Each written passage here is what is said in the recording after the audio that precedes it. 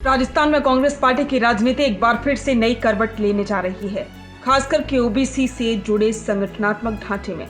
प्रदेश Congress committee के OBC विभाग में अब जिला स्तर तक पुनर्गठन की तैयारी शुरू कर दी गई है। ये पहल अखिल भारतीय कांग्रेस कमेटी के निर्देश के अनुसार हो रही है। इस पूरी प्रक्रिया की अगुवाई कर रहे हैं ओबीसी विभाग के प्रदेश चेयरमैन हरसहाय यादव, जिन्होंने सभी पदाधिकारियों और जिलाध्यक्षों को एक महत्वपूर्ण पत्र जारी किया है। इस पत्र के जरिए उन्होंने न केवल संगठन में बदलाव का संकेत दिया है, बल्कि ये भी स्पष्ट कर दिया है कि अब काम करने वालों को ही मौका मिलेगा। हरसहाय यादव ने अपने पत्र में सभी वर्तमान पदाधिकारियों और कार्यकर्ताओं को संबोधित करते हुए लिखा कि अब तक आपने जो सेवाएं दी हैं और संगठन के लिए जो समर्पण दिखाया है, उसके लिए हम आभार व्यक्त करते हैं। लेकिन अब वक्त आ गया है कि संगठन को फिर से नई ऊर्जा दी जाए। इस पत्र में उन्होंने सभी से कुछ जरूरी जानकारियां मांगी हैं, जिसमें ये बातें शामिल हैं: व्यक्तिगत विवरण, शैक्षणिक योग्यता, सामाजिक कार्यों का अनुभव, संगठन में अब तक की भूमिका और काम, क्षेत्र में सक्रियता और जनसंपर्क की स्थिति। राजस्थान में 2024 के लोकसभा चुनाव और फिर 2023 के विधानसभा चुनावों के बाद कांग्रेस को जो झटके लगे, उसके बाद पार्टी ने यह महसूस किया कि ओबीसी वर्ग से जुड़ा संगठन जमीनी स्तर पर उतना मजबूत नहीं है जितना होना चाहिए। पार्टी को यह भी समझ आया कि जिन वर्गों के साथ लेकर चुनाव लड़ना है, उनका प्रतिनिधित्व संगठन में भी दिखना चाहिए। ओबीसी वर्ग जो राज्य में अच्छी खासी आबादी रखता है, लंबे समय से कांग्रेस का परंपरागत वोट बैंक रहा है।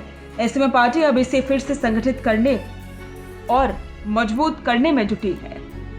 हरसहाय यादव ने बताया कि पुनर्गठन प्रदेश स्तर से लेकर ब्लॉक स्तर तक किया जाएगा, यानी कि संगठन के हर स्तर पर पुराने कार्यकर्ताओं के काम का मूल्यांकन होगा और जरूरत पड़ी तो नई नियुक्तियां भी की जाएंगी। उन्होंने ये भी कहा कि इस प्रक्रिया में पारदर्शिता रखी जाएगी और केवल उन्हीं को जिम्मेदारी दी जाएगी जो सक्रिय रूप से काम कर रही है, समाज में प्रभाव रखते हैं और पार्टी के विचारों को आगे बढ़ा सकती है। साफ शब्दों में कहा जाए तो ये पुनर्गठन सिर्फ नाम के पदाधिकारी बनाए रखने के लिए नहीं है।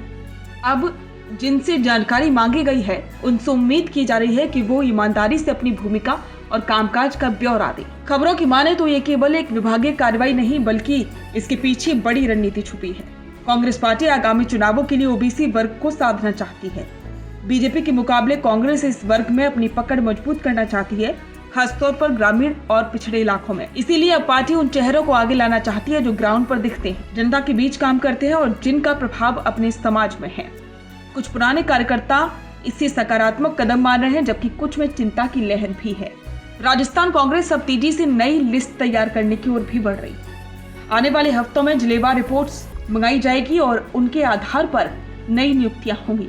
ये तय है कि जो कार्यकर्ता फील्ड में सक्रिय है, सामाजिक मुद्दों पर आवाज उठाते हैं और कांग्रेस के साथ पूरी निष्ठा से जुड़े हुए हैं, उन्हें इस बार बेहतर जिम्मेदारी मिल सकती है। ओबीसी विभाग में संगठनात्मक पुनर्गठन कांग्रेस के लिए केवल एक आंतरिक कवायद नहीं, बल्कि सामाजिक और चुनावी रणनीति का हिस्सा है।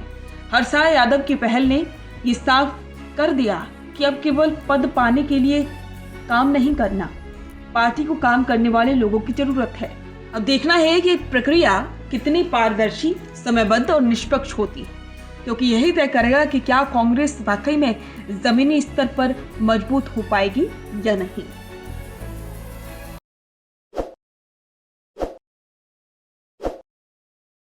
ताज़ा खबरों के लिए विजिट करें द फैक्ट इंडिया की वेबसाइट और डाउनलोड करें द फैक्ट इंडिया ऐप।